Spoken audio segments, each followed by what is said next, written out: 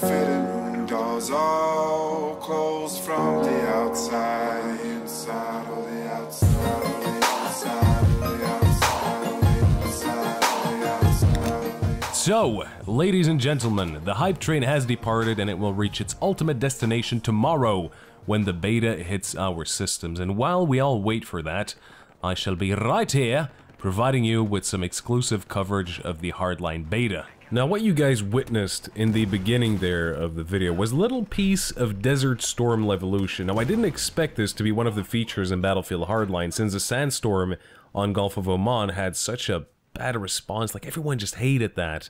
But this is a new sandstorm, and I guess we can call it Sandstorm 2.0, and it's a lot better than the one that we saw in Battlefield 4, and it's still very hard to see in the distance, but you're still able to see things like incoming tracer fire. And the best part of this new sandstorm is that it actually goes away quite fast. It only gets really bad for a very short period of time, and after that it just clears back up again, leaving the whole map all sandy and dusty. And if you think about it, it all ties in very well with the game mode that I'm playing, Hotwire, because the game mode itself is based around very fast-paced gameplay where everything goes at 100 miles an hour, which is weird for me to say because I'm on the metric system. But then again, I mean, saying kilometers would leave a lot of you guys clueless.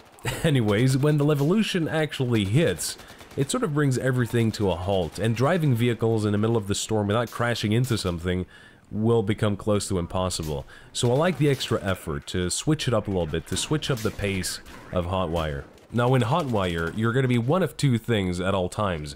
You're either going to be the wheelman, or you're going to be the one killing the wheelman. The vehicles can be damaged by small arms fire, but that can take quite a lot of bullets in some scenarios, so you're better off using something that goes boom. And I found using the mechanic class with the grenade launcher the most effective one for quickly taking down vehicles. And I really like what they did here with this class, replacing the RPG with the grenade launcher.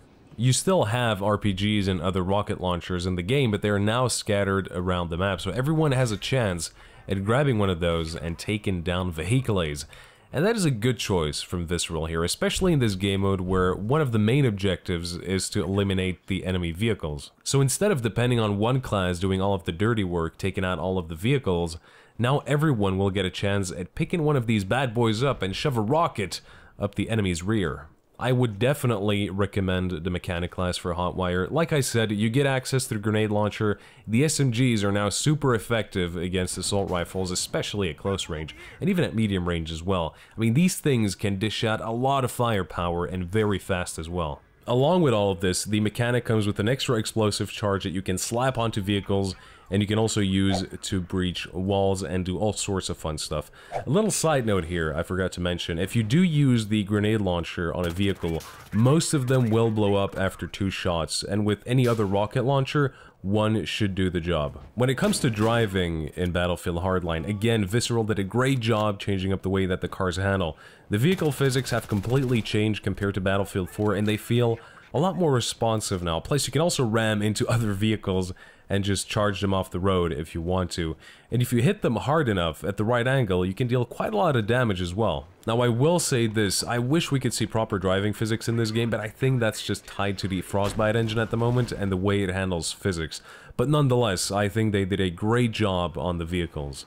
Now, they also come with upgrades, such as NOS, so you can go all Need for Speed on your opponent, but I have yet to try that out in the beta. So there we go, my first impressions of Dust Bowl and Hotwire. I'm very impressed with the layout of the map and the visuals. I think this is definitely going to be one of my favorites to play on.